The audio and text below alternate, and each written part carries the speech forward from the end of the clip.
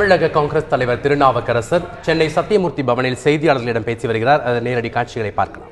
இப்போது போடுகிற மனுக்கள் வாங்குவதற்காக போடுகிற அந்த குழுக்களிலே அவர்கள் இருப்பார்கள். உறுப்பினர்களாக இருந்து கட்சி பணியை தொடர்ந்து ஆற்றுவார்கள். மாவட்ட தலைவர்களாக முன்னாள் இருந்த மாவட்ட தலைவர்கள் அறிவிக்கப்படுகிறார்கள்.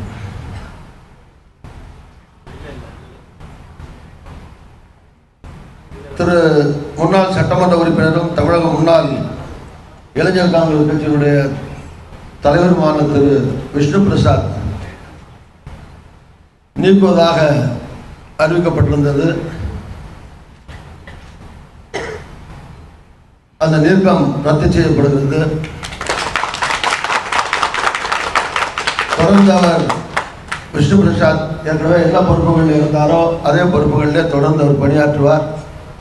இதுவும் காங்கிரஸ் தலைவர்களுடைய அனுமதியோடு காங்கிரஸ் பொதுச் செயலாளர் முகுல் வாஸ்னிக் அவர்களுடைய அறிவுரையின்படி as per his instruction and direction இந்த அறிவிப்புகள் அறிவிக்கப்படுகின்றன. சில மாவட்டங்களில் மாவட்ட தலைவரோ பொறுப்பாளரோ இல்லாத நிலை இருந்தது. 2 மாவட்டத்தினுடைய தலைவர்கள் வேறு கட்சிகளுக்கு கட்சியை விட்டு விலகி சென்று விட்டார்கள். ஒன்று மதுரை மாநகர் தேர்தலுக்கு பிறகு அந்த மாவட்ட தலைவர் கட்சியை விட்டு சென்று விட்டார். அதனாலே அங்கே வெற்றிடம் மாவட்ட தலைவர் இல்லாமல் இருந்தது. அந்த இடத்துல வி கார்த்திகேயன் சமீபத்தில் நடைபெற்ற தேர்தலில் அந்த மாநகர எல்லைக்குட்பட்ட ஒரு தொகுதியில் காங்கிரஸ் கட்சியுடைய வேட்பாளராக போட்டியிட்டு குறைவான வாக்குகள் வித்தியாசத்திலே வெற்றி வாய்ப்பை இழந்தவர். ஏற்கனவே காங்கிரஸ் கட்சியினுடைய மாவட்ட பொதுச் செயலாளராக இருந்து பணியாற்றிக் கொண்டிருந்தவர். அவர் மாவட்ட மதுரை மாநகர மாவட்ட பொறுப்பாளராக நியமிக்கப்படுகிறார்.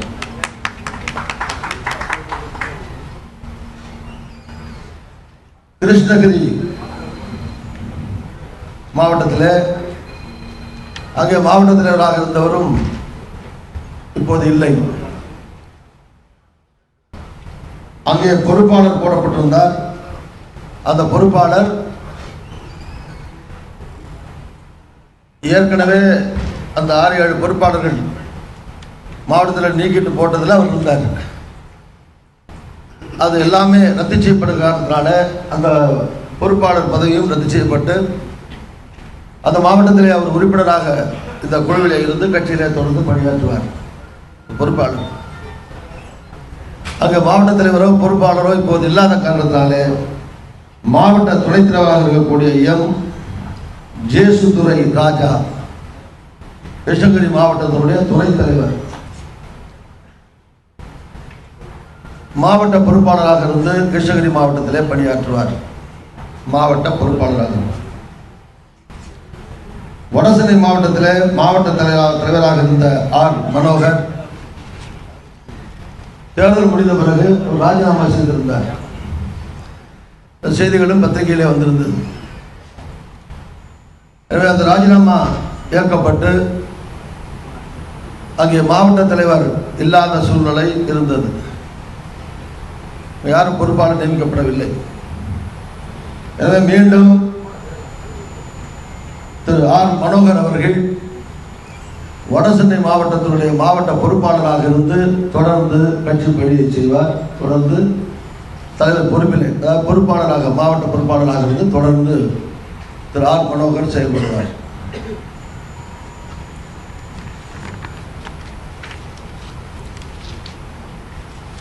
இதுதான் சில மாற்றங்கள். பிறகு தேர்தல் அறிவிக்கப்பட்டிருக்கிறது. தேர்தலை ஒட்டி இப்போது வேட்புமனுக்களை போட்டியிட விரும்புவோரிடத்திலிருந்து பெறுவதற்காக மாவட்ட தலைவர் அங்கு இருக்கிற மாவட்ட தலைவருடைய தலைமையில பொறுப்பில் ஒரு குழு எல்லா மாவட்டத்திற்கும் அறிவிக்கிறோம். கட்சி மாவட்டம் 61 மாவட்டம் இருக்கிறது. 61 மாவட்டத்திற்கும் பொறுப்பாளர்களை அறிவிக்கிறோம். அந்த பொறுப்பாளர்கள்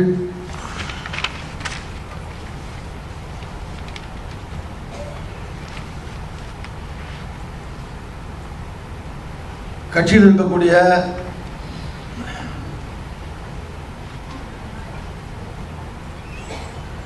மாநில கட்சியினுடைய துணைத் தலைவர்கள், கட்சியினுடைய பொதுச் செயலாளர்கள், பொருளாளர், முன்னாள் அமைச்சர்கள், முன்னாள் நாடாளுமன்ற உறுப்பினர்கள், ஒரு 60 முன்னாள் சட்டமன்ற உறுப்பினர்கள் வேகமாக செயல்படாமல் அங்கங்கே இருக்கிறார்கள். அவர்கள் எல்லாம் வேகமாக செயல்பட வேண்டும் என்பதற்காக அதில் ரொம்ப வயதாகி நடக்க முடியாமல் இருக்கிற கருத்தர் காமராஜர் காலத்தில் இருந்த எம்எல்ஏ கூட இருக்காங்க. எனவே இப்போது யாரெல்லாம் சென்று பணியாற்ற நல்ல உடல்நலத்தோடு இருக்கக்கூடிய முன்னாள் சட்டமன்ற உறுப்பினர்கள், அணிகளுடைய எல்லா தலைவர்கள்,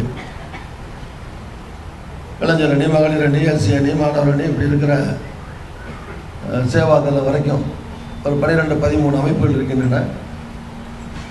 மத்தியிலே உள்ள அணிகள், மாநிலத்திலே போடப்பட்டுள்ள அணிகள், இருக்கிற எல்லா அணிகளுடைய தலைவர்கள், முக்கியஸ்தர்கள்.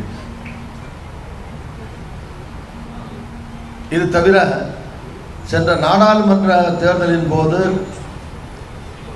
வேட்பாளராக போட்டியிட்ட வேட்பாளர்கள், அவர்களுக்கு அந்த மாவட்டங்களை பற்றி நல்லா தெரியும், அங்கே சுற்றுப்பயணம் இருக்கிறதுனால அவர்கள் அந்தந்த மாவட்டத்தில் பங்கேற்பார்கள். பக்கத்து மாவட்டத்தில் போட்டிருந்தாலும் அந்த சொந்த எங்கே போட்டிட்டாங்களோ அங்கே போய் கூட்டணி கட்சியோடு பேசவோ வேட்பாளர்களை தேர்வு செய்யவோ அவர்கள் கலந்து கொள்வார்கள்.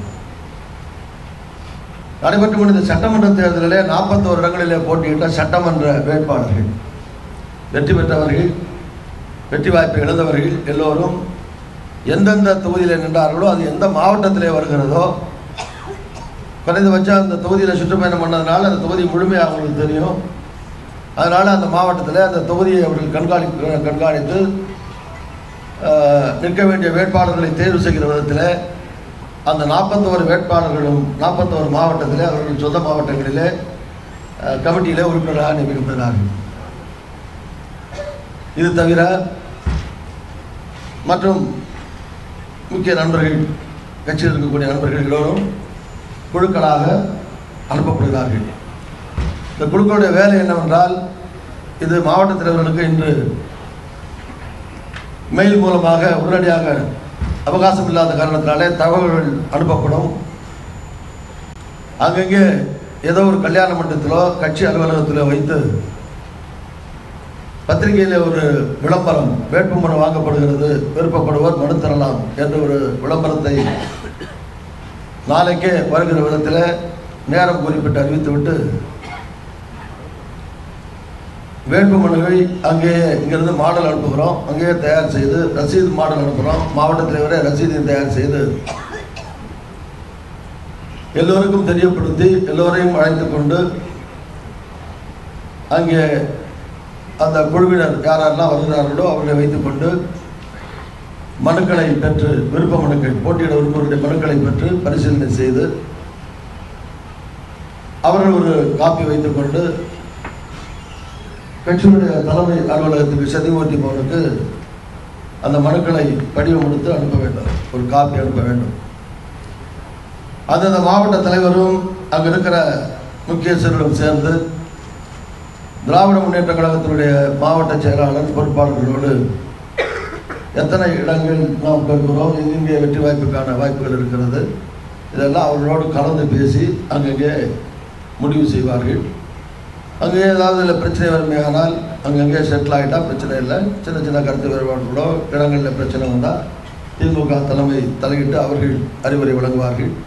காங்கிரஸ் தலைமை என்கிற முறையில் நாங்கள் தலையிட்டு நாங்கள் வேண்டிய ஆலோசனைகள் வழங்குவோம்.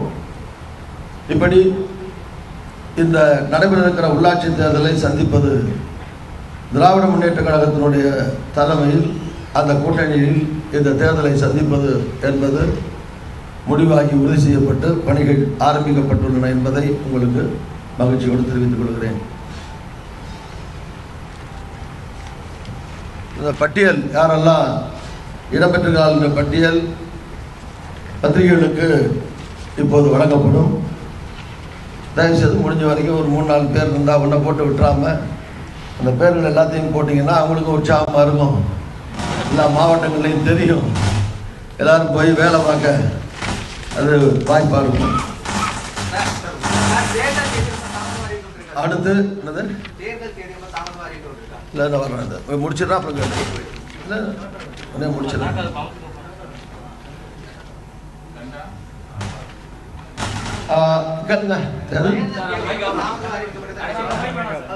ஓகே ஆஃப் பண்ணிடுங்க.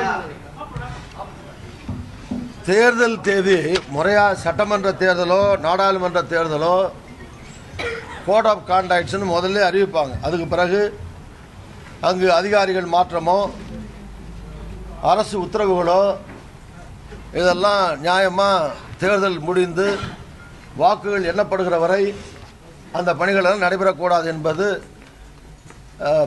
கடந்த காலங்களிலே தொடர்ந்து பின்பற்றப்பட்டு வருகிற ஒரு பிராக்டிஸ் அல்லது நடைமுறை. தேர்தலை அடுத்த மாதம் 25-26ஆம் தேதியோட பணியில் இருப்பவர்களுடைய பணிக்காலம் முடிகிறது என்பது அரசாங்கத்துக்கு தெரியும்.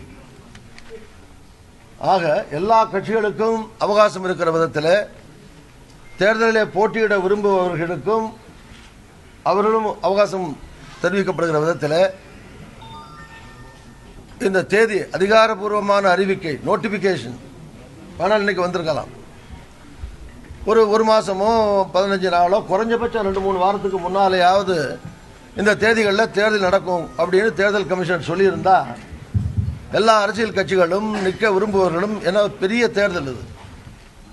ஏறக்குறைய 1,00,000-1.25 லட்சம் பேர் கிராமப்புறங்களிலே பஞ்சாயத்து தலைவர்களாக உறுப்பினர்களாக தேர்வு செய்யப்பட வேண்டும். ஏறக்குறைய 22,000-23,000 பேர் மாநகராட்சி நகராட்சி மாவட்ட பஞ்சாயத்து ஊராட்சி ஒன்றியம் டவுன் பஞ்சாயத் இப்படி சின்னங்களிலே போட்டியிட வேண்டியவர்களே ஒரு 22,000 பேருக்கு மேலே இருக்கு. லட்சக்கணக்கில் வேட்பாளர்கள் நிற்க வேண்டிய அந்த சூழ்நிலையில் இந்த தேர்தலை நேற்று ஞாயிற்றுக்கிழமை அன்னைக்கு அவசரமாக மாலையிலே அறிவித்து இன்றைக்கு காலையிலிருந்தே வேட்புமனு தொடங்கும் என்று கூறி 17-19 என்ற தேர்தல் தேதியை முடிவு செய்து மற்றவர்களுக்கு வாய்ப்பு தராமல் ஆளுங்கட்சி ஆட்சியில் இருக்கிற காரணத்தினாலே அவர்களுக்கு அரசு இயந்திரங்களையும் பயன்படுத்தி கட்சியையும் பயன்படுத்தி வேட்பாளர் வரை அவர்கள் தேர்வு செய்து முற்றிலுமாக அவர்கள் வைத்துக்கொள்ள தேர்தலை எல்லா வகையான பலத்தோடும் எல்லா வகையான பலத்தோடும் பலத்தோடும் தேர்தலை சந்திக்க அவர்கள் தயாராக இருக்கலாம். அது மற்ற கட்சிகளும் தயாராக இருக்கணும் இல்லையா?